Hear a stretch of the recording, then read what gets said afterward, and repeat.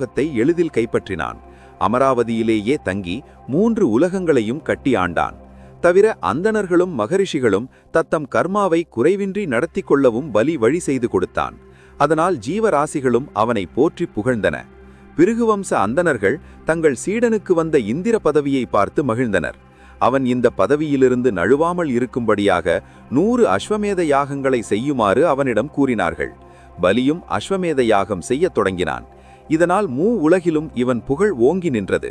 தேவர்கள் தட்சன் மகளாகிய அதிதி என்பவளுக்கும் கஸ்யப முனிவருக்கும் பிறந்தவர்கள். இதனால் தன் மக்களுக்கு ஏற்பட்ட எளிய இழிநிலை வாழ்க்கையை எண்ணி அதிதி மிகவும் வருந்தினாள். இதை கண்ட கஸ்யபர், அதிதி, உன் முகம் வாடி இருக்கிறதே, ஏதோ மனவருத்தம் அடைந்ததாக நினைக்கிறேன். மேலும் உனக்கு தெரியும், அந்தணர்களுக்கும் சாதுக்களுக்கும் எந்தவித துன்பமும் ஏற்பட நியாயமில்லை என்றார். மகரிஷியே, நீங்கள் சொல்வது உண்மையே. சாதுக்களுக்கும் அந்தணர்களுக்கும் துன்பம் நேர்வதில்லைதான். ஆனால் அதில் தாங்கள் கொஞ்சம் வித்தியாசமானவர். தேவர்களும் உமது புத்திரர்கள், அசுரர்களும் உமது புத்திரர்கள், இருவரும் உமக்கு சமமே. எனினும் எனக்கு கண்கண்ட தெய்வமாகிய உங்களிடம் ஒன்றை வேண்டுகிறேன். தேவலோகத்தில் எனது புத்திரர்களான தேவர்கள் பதவி, சொத்து, சுகம் அனைத்தையும் இழந்து தவிக்கிறார்கள். அவர்கள் மீண்டும் பழைய நிலையை அடைய வேண்டும். அதற்கு என்ன செய்ய வேண்டும் என்பதை தெளிவாக கூறுங்கள் என்றாள்.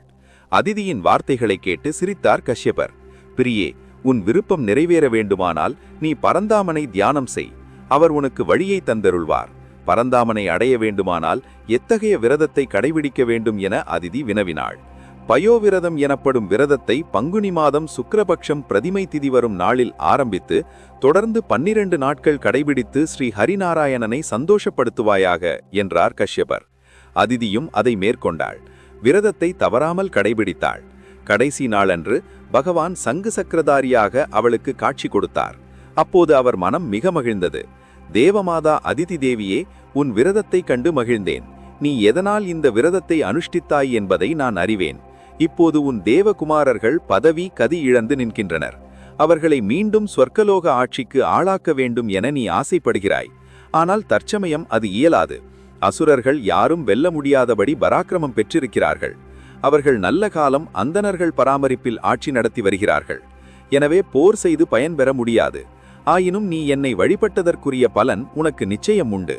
ஆகவே உன் விருப்பத்தை வேறொரு விதத்தில் நிறைவேற்றித் தருகிறேன். நானே உனக்கு புத்திரனாக பிறக்க வேண்டும் என்று மனத்திலே எண்ணி தியானம் செய். அதன்படியே பிறந்து தேவர்களை காப்பாற்றுகிறேன். இது தேவ ரகசியம். எவரிடமும் வெளியிடாதே. உன் ஆசை நிறைவேறும். அதிதியும் பகவான் திருவார்த்தைப்படி தனக்கு திருமாலே மகனாக பிறக்க வேண்டும் என்று எண்ணி மகிழ்ந்தாள்.